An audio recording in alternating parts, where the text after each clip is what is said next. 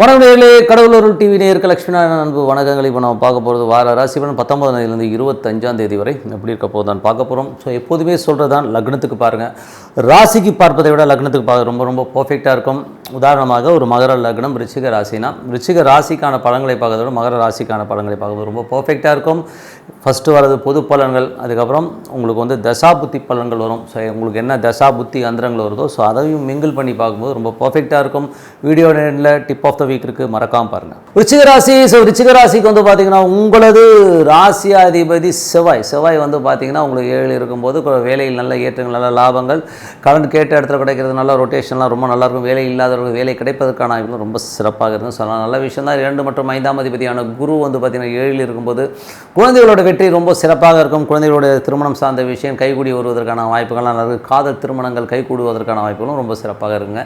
So எல்லாமே ரொம்ப நல்ல விஷயம் தான். மற்றபடி வந்து பார்த்திங்கன்னா உங்களுக்கு 3ஆம் அதிபதி 4 இருக்கும்போது தாயாருடைய உடல்நலம் சம்பந்தமான விஷயங்கள் ரொம்ப கவனமாக இருக்கணும். விற்காது ஒரு நிலம் விற்று அதனால் காசு வர்றதுக்கான வாய்ப்பு ரொம்ப நல்லாயிருக்கு. பழைய வண்டியை போட்டுவிட்டு புது வண்டி வாங்கலாங்கிற எண்ணங்கள் நிறையா இருக்கும். 5ஆம் அதிபதியான குரு வந்து பார்த்திங்கன்னா உங்களுக்கு 7 இருக்கும்போது குழந்தைகளோட வெற்றி ரொம்ப சிறப்பாக வரும். குழந்தைகளோட முயற்சிகளும் பெரிய வெற்றி அடைவதற்கான வாய்ப்புலாம் நல்லாயிருக்கு. குழந்தைகளோட வளர்ச்சியை பார்த்து ரொம்ப சந்தோஷப்படுவீங்க. அதுக்கப்புறம் 6ஆம் அதிபதி 7 இருக்கும்போது வேலையில் நல்ல ஏற்றங்கள், நல்ல லாபங்கள் வருவதற்கான வாய்ப்பு, அடுத்த கட்டத்துக்கு முன்னேறுவதற்கான வாய்ப்புகளும் ரொம்ப நல்லா இருக்குங்க. ஸோ 7ஆம் அதிபதி வந்து 11 இருக்கும்போது என்ன மாதிரி விஷயங்கள் இருக்கும்போது 7ஆம் அதிபதி 10 ஒரு கேந்திராதிபதி கேந்திரத்தில் இருக்கும்போது பிறந்த லாபங்களை அள்ளி தருவதற்கான வாய்ப்புலாம் ரொம்ப நல்லா இருக்குது. அதுவும் வந்து பார்த்திங்கன்னா அது வந்து சுயசாரத்தில் போகும்போது பெரிய லாபம், பெரிய வெற்றியும் கொடுப்பதற்கான வாய்ப்புலாம் கணவன் மனைவி உறவு ரொம்ப சிறப்பாக இருக்கும். 8ஆம் அதிபதி புதன் வந்து பார்த்திங்கன்னா 10 இருக்கும்போது தொழில் ரீதியான விஷயங்களை கொஞ்சம் கவனமாக இருக்கணும். ஏன்னா வந்து யாரெல்லாம் புதன் தசாபுத்தியானோ கொஞ்சம் கேர்ஃபுல்லாக இருக்க வேண்டிய ஒரு காலகட்டங்கள். ஸோ அது வந்து தொழில் ரீதியான விஷயங்களாக இருக்கலாம், இல்லை மாமியார் வீட்டில் விருந்துகள்லாம் போனால் கொஞ்சம் கேர்ஃபுல்லாக இருக்க வேண்டிய ஒரு காலகட்டங்கள். அதுக்கப்புறம் பார்க்கும்போது 1ஆம் அதிபதி சந்திரன் வந்து சிறப்பான பலன்கள், நல்ல பலன்களை ஏற்படுத்தும். ஸோ நல்ல பிரயாணங்கள், வெளிநாட்டில் இருக்கும் சிறப்பான வளர்ச்சியை கொடுப்பதற்கான இப்போ ரொம்ப நல்லா இருக்குங்க. ஸோ இருந்தாலும் வந்து பார்த்திங்கன்னா வாரத்தின் இறுதி பகுதி மட்டும் கொஞ்சம் கவனமாக இருக்கணும். வெளிநாட்டில் இருக்கவங்க தந்தை சார்ந்த விஷயங்கள் வந்து பார்த்திங்கன்னா ஒரு வெள்ளி சனியில் மட்டும் வந்து அப்பாவுக்கு ஏதாவது உடல் ரீதியான விஷயங்களை கொஞ்சம் மெனக்கெடுகள் வருவதற்கான வாய்ப்பு கொஞ்சம் கவனமாக இருக்கணும். மற்றபடி வந்து பார்த்திங்கன்னா உங்களுக்கு வந்து 10ஆம் அதிபதியான சூரியன் ஆட்சி பலத்தோடு இருந்து கேதுடைய சாதனம் பெருத்த லாபங்களை அள்ளி தரதுக்கான வாய்ப்புகள் நல்லாயிருக்கும். தொழில் ரீதியான விஷயங்களை ஏதாச்சும் வந்து பெரிய லெவலில் வந்து முன்னேறுவதற்கான வாய்ப்புகளும் ரொம்ப சிறப்பாக இருக்கும். பட் இருந்தாலும் சின்னதாக ஒரு டென்ஷன் இருக்கும்னா கண்டிப்பாக இருப்பதற்கான வாய்ப்பு இருக்குது. ஆனால் லாபகரமாக இருக்குங்கிறத எந்த மாற்றமும் இல்லை. அதுக்கப்புறம் பார்க்கும்போது 11 வந்து கேது. ஸோ ஆன்மீக சுற்றுலா சம்மந்தமான விஷயங்கள் ரொம்ப சிறப்பாக இருக்கும். ஸோ ஏதாவது சுற்றுலா போனால் பிரயாணங்கள் மேற்கொள்ளணுங்கிற எண்ணங்களை அதிகமாக ஏற்படுத்துங்க. ஸோ அதெல்லாம் ரொம்ப நல்லாயிருக்கு. ஸோ நண்பர்களோடு வந்து ஒரு புனித யாத்திரை, ஆன்மீக சுற்றுப்பயணங்கள் போடுறதுக்கான வாய்ப்புகளும் ரொம்ப நல்லாயிருக்கு.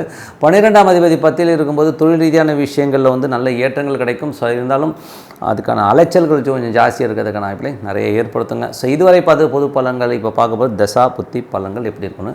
ஸோ விருச்சிக லக்னமாக இருந்து சூரிய தசா புத்தியான 10 வந்து ஆட்சி பலத்தோடு இருக்கிற சூரியன் வந்து பெரிய வாய்ப்புகளையும் பெரிய லாபங்களையும் அள்ளி தருவதற்கான வாய்ப்பு ரொம்ப சிறப்பாக இருக்குது. விருச்சிக லக்னமாக இருந்து சந்திர தசாபுத்தியான சந்திரன் சிறப்பான இடங்களில் இருக்கும்போது தொழில் ரீதியான விஷயம் நல்ல வளர்ச்சியும் நல்ல ஏற்றங்களையும் கொடுக்கும். வாரத்தின் இறுதி பகுதி மட்டும் கொஞ்சம் தொழில் ரீதியான விஷயங்களை கேர்ஃபுல்லாக இருக்கணும். விருச்சிக லக்னமாக இருந்து செவ்வாய் தசாபுத்தியான செவ்வாய் வந்து பார்த்திங்கன்னா உங்களுக்கு 7 இருக்குது. ஸோ வேலையில் நல்ல ஏற்றங்கள், நல்ல லாபங்கள், கேட்ட இடத்துல காசு கிடைக்கிறது, இந்த மாதிரி விஷயம் ரொம்ப சிறப்பாக இருக்கும். ஸோ அதெல்லாமே ரொம்ப நல்ல விஷயங்கள் தான். ஸோ கணவன் மனைவி உறவில் மட்டும் கொஞ்சமாக சின்னதாக ஒரு கருத்து பேதங்கள் தான் எல்லாமே சரியாடுங்க. விருச்சிக லக்னமாக இருந்து ராகு தேசாவது ராகு வந்து 5 இருந்து அது வந்து சனியுடைய சாரத்தில் போகும்போது குழந்தைகளுக்காக நிறைய செலவு பண்ணுற மாதிரி விஷயங்களை ஏற்படுத்தும். ஸோ கொஞ்சம் சின்ன மன உளைச்சல்கள், கடன்கள் வாங்குறதுக்கான விஷயங்களை கண்டிப்பாக ஏற்படுத்துங்க. விருச்சிக லக்னமாக இருந்து உங்களுக்கு வந்து குரு தசாபுத்தியான குரு வந்து 7 இருந்து அது வந்து சந்திரனுடைய சாரத்தில் போகும்போது நல்ல ஒரு சுற்றுப்பயணங்கள், பிரயாணங்கள் மேற்கொள்வதற்கான வாய்ப்புகள் இருக்குது. ஸோ அது மட்டும் இல்லாமல் வந்து ஆன்மீக சுற்றுலா போகிறதுக்கான வாய்ப்புகளை நிறைய பேர் போகிறதுக்கான வாய்ப்பும் ரொம்ப சிறப்பாக இருக்குது. விருச்சிக லக்னமாக இருந்து சனி தசா புத்தி அந்த சனி வந்து பார்த்திங்கன்னா உங்களுக்கு வந்து 4 இருக்காருங்க. ஸோ 4ஆம் அதிபதி வந்து பார்த்திங்கன்னா என்ன மாதிரி 3ஆம் அதிபதி 4 இருக்கும்போது நல்ல விஷயங்கள், நல்ல ஏற்றங்கள் வருவதற்கான வாய்ப்பு ரொம்ப சிறப்பாக இருக்குது. வீடு சொத்துக்களை ஏதாவது லோனில் வாங்கலாமாங்கிற எண்ணங்களை கண்டிப்பாக ஏற்படுத்துகிறோம். பழைய சொத்துக்களை விற்று புது சொத்துக்கள் வாங்கலாம். புதிய வண்டி, பழைய வண்டியை கொடுத்து புதிய வண்டி வாங்கலாங்கிற எண்ணங்களையும் கண்டிப்பாக ஏற்படுத்தும். ஸோ இதெல்லாமே வந்து ரொம்ப சிறப்பான விஷயங்கள் தான். விருச்சிக லக்னமாக இருந்து புதன் தசாபுத்தியும் புதன் வந்து 8ஆம் அதிபதியாக இருந்து அது வந்து 10 இருக்கும்போது தொழில் ரீதியான விஷயங்கள் கொஞ்சம் கவனமாக இருக்கும். தொழில் வந்து ரொம்ப பிடிவாதமாக இருப்பீங்க, இந்த லாபம் இருந்தால் தான் கொடுப்பேன்னு.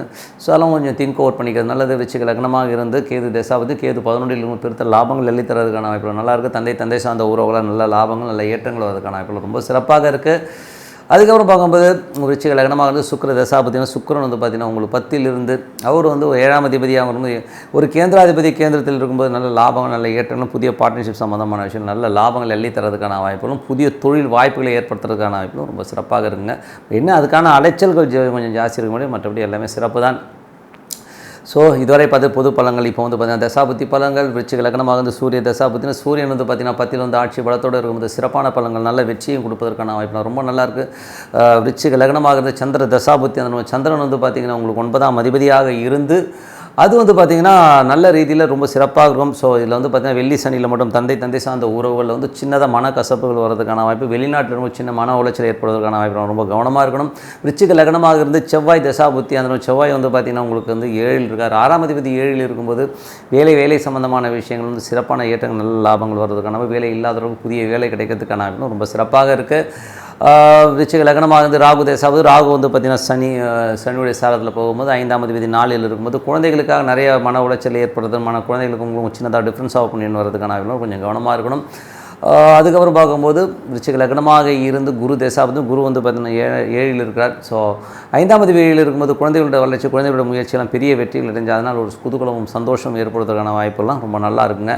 ஸோ விருச்சிக லக்னமாக இருந்து சனி தசாபத்தி வந்து சனி வந்து பார்த்திங்கன்னா குழந்தைகள் விஷயங்கள் வந்து பார்த்திங்கன்னா என்னென்னா உங்களுக்கு 4ல் இருக்காருங்க. 3ஆம் அதிபதி 4ல் வந்து பழைய சொத்துக்கள் விற்று புதிய சொத்துக்கள் வாங்கிறதுக்கான வாய்ப்பு, பழைய வண்டிகள் விற்று புது வண்டிகள் வாங்கிறதுக்கான வாய்ப்பும் ரொம்ப சிறப்பாக இருக்குங்க. விருச்சிக லக்னமாக வந்து புதன் தசாபத்தி புதன் வந்து பார்த்திங்கன்னா உங்களுக்கு வந்து 10ல் இருக்காருங்க. ஸோ 10ல் இருக்க புதன் வந்து வக்கரமாக இருக்கும்போது தொழில் ரீதியான விஷயம் கொஞ்சம் பிடிவாதமாக இருப்பீங்க. ஆனால் லாபங்கள் வரணும், பெரிய லாபங்கள் வர்றதுக்கான வாய்ப்புலாம் ரொம்ப சிறப்பாக இருக்குது. பட் இருந்தாலும் வந்து அவர் வந்து உங்களுக்கு 8ஆம் அதிபதியாக வரும்போது கொஞ்சம் கவனமாக இருக்கணுங்க. ஏன்னா தொழில் ரீதியான விஷயங்கள் எதாவது பெரிய கடனில் மாட்டுறதுக்கான வாய்ப்புகளும் கொஞ்சம் கேர்ஃபுல்லாக இருக்கணும்.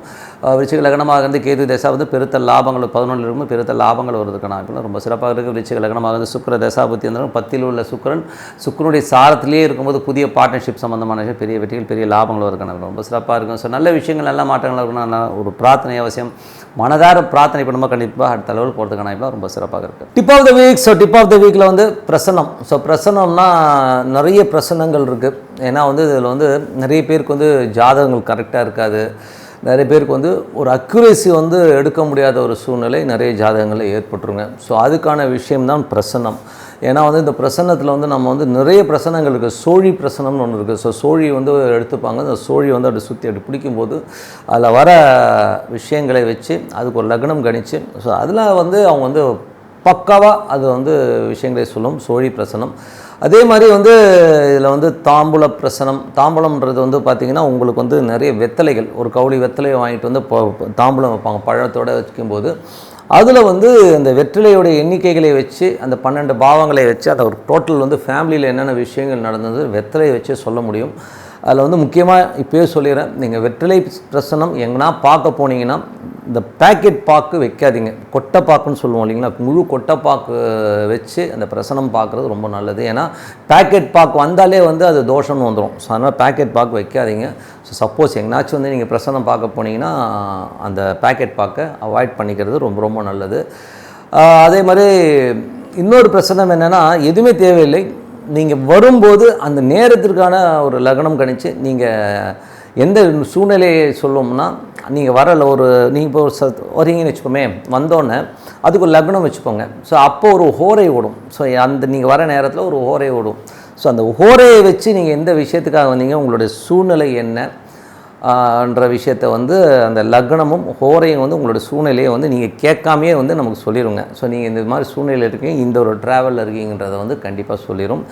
இதுக்கான விஷயங்கள் பிரச்சனைகள் என்னங்கிறத வந்து திதி சூன்யம்ங்கிற ஒரு விஷயம் வந்து அந்த பிரச்சனைகளுக்கே வந்து கண்டிப்பாக சொல்லிடுங்க. நீங்கள் வந்த நேரத்தில் வந்து எந்த ராசி துதி சூன்யமாக இருக்கோ அந்த மாதிரி விஷயங்களுடைய பிரச்சனைகளை ஹைலைட்டடாக சொல்லிடும். அதே நேரத்தில் வந்து நீங்கள் என்ன மனநிலையில் இருக்கீங்கன்றதை வந்து அந்த திதி சூன்யமும் லக்னமும் வந்து பர்ஃபெக்டாக சொல்லிடுங்க. ஸோ இதுக்கான பரிகாரம் அப்படிங்கிறது வந்து கர்ணம். ஸோ எந்த கர்ணாதிபதி வராரோ அந்த கர்ணாதிபதி வந்து அதுக்கான பரிகாரமாக அமைவாருங்க. ஸோ இது வந்து ஒரு பிரசன்னத்தில் வந்து ஒரு டிஃப்ரெண்ட்டான ஒரு சப்ஜெக்ட்டு. இதில் வந்து உங்களுக்கு ஜாதகமே தேவையில்லை. ஸோ எந்த ஜாதகம் வேண்டாம், ஒன்றுமே வேண்டாம். ஒரு பிரசன்னம் உள்ளே வந்து அப்படி உட்காந்த உடனே டக்குன்னு வரும். இதுதான் பிரச்சனை, இந்த சூழ்நிலை தான், நீங்கள் எதுவுமே சொல்ல வேணாம்.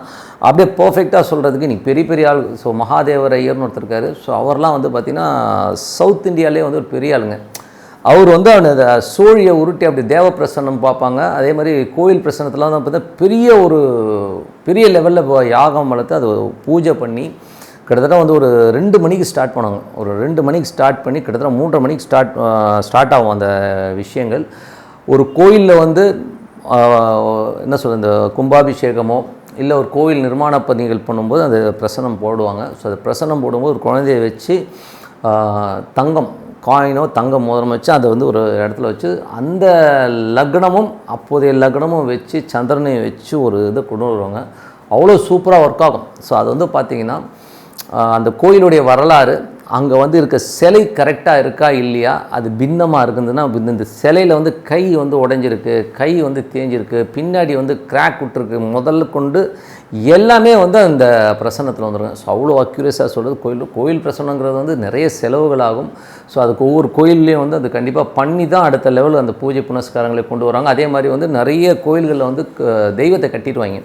மிளகை வச்சு தெய்வத்தை கட்டுறது ஒரு முறை இருக்குது. ஸோ அந்த மாதிரி வந்து தெய்வத்தோடைய கண்ணை கட்டுறதும் உண்டு. ஸோ இந்த மாதிரி விஷயங்கள். அதே மாதிரி குலதெய்வம், ஸோ எனக்கு குலதெய்வம் தெரியல அப்படிங்கிறவங்களுக்கு வந்து இந்த சோழி பிரசனம் மூலியமாக அற்புதமாக வந்து குலதெய்வத்தை வந்து கண்டுபிடிச்சி கொடுக்குறவங்களும் நிறைய பேர் இருக்காங்க.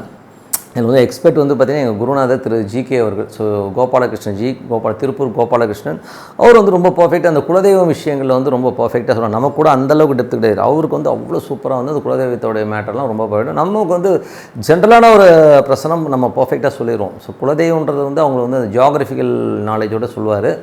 இதில் வந்து பார்த்திங்கன்னா அந்த பிரசனத்தில் வந்து எந்த விஷயத்துக்கும் தீர்வு காணலாம் அப்படிங்கிறது தான் விஷயமேங்க. அந்த தீர்வு வந்து 3, 7, 11 பாவங்கள் கண்டிப்பாக சொல்லும். கர்ணநாதன் வந்து அந்த வழிபாடு முறையை கொண்டு வந்து உட்கார வைக்கவும் பாருங்கள், அவ்வளோ சூப்பராக இருக்கணும். எப்பேற்பட்ட பிரச்சனைகளும் எப்பேற்பட்ட விஷயத்துக்கும் வந்து ஒரு 70% வந்து, ஏன்னா 100% இதுக்கும் தீர்வு கிடையாது, ஒரு 70% வந்து இந்த பிரசன்னம் மூலியமாக அவங்களுக்கு வந்து தீர்வு கிடைச்சிடும். ஸோ இதுதான் மூதாதையர் செஞ்சுருக்காங்க, இதுதான் உங்கள் வழியாக வந்திருக்கு, இதுதான் வந்திருக்குன்றதை வந்து தெளிவாக ஒரு படம் பிடிச்சி காட்டுறது தான் பிரசனம். இது உங்கள் ஜோசியமே தேவையில்லை, உங்கள் குடும்பத்துடைய ஹிஸ்ட்ரியை கொண்டு வந்துடலாங்கிறது தான் உண்மையான விஷயம். ஸோ இதுக்கு வந்து மேஜராக வந்து பிரார்த்தனை, நல்ல ஒரு வழிபாடு இருந்தாலே அந்த பிரசனம் கண்டிப்பாக ஜெயிக்கும். ஆனால் பிரசனம் எனக்கு வந்து ஜோசியம் இல்லை, எனக்கு ஜாதகம் இல்லைங்க, எப்படி பார்க்குறதுன்னு தெரியாது அப்படிங்கிறவங்க உங்கள் வீட்டு பக்கத்துலேயோ உங்களுக்கு தெரிஞ்ச தொழில் பிரசன்னம் மூலியமாக போய் பாருங்கள். ரொம்ப பர்ஃபெக்டாக இருக்குங்கிறது தான் உண்மையான விஷயம். அன்னைக்கு இருக்கிற பிரச்சனைக்கு தீர்வு காண பிரசனம் ஒரு சிறந்த வழிகாட்டியாக இருந்திருக்குங்க. ஸோ கண்டிப்பாக பிரசனம் ஜெயிக்குங்கிறது தான் உண்மையான விஷயம். ஸோ நல்ல ஒரு வாழ்க்கையில் முன்னேறணும்னா டெய்லி ஒரு 15 நிமிஷமோ 20 நிமிஷமோ இறைவனை நோக்கி பிரார்த்தனை பண்ணுங்கள். சிறப்பான வாழ்க்கை உங்களுக்காக இருக்குன்னு சொல்லிட்டு உங்களிடம் விடைபெறுவது உங்கள் லக்ஷ்மி நாராயணன். நன்றி, வணக்கம். கடவுள் அருள் டிவியை பார்த்தமைக்க நன்றிகள். மேலும் இது போன்ற தகவல்களை தெரிந்து கொள்ள கடவுள் அருள் டிவியை சப்ஸ்கிரைப் செய்யுங்கள். மறக்காமல் பெல் ஐக்கானை கிளிக் செய்யுங்கள்.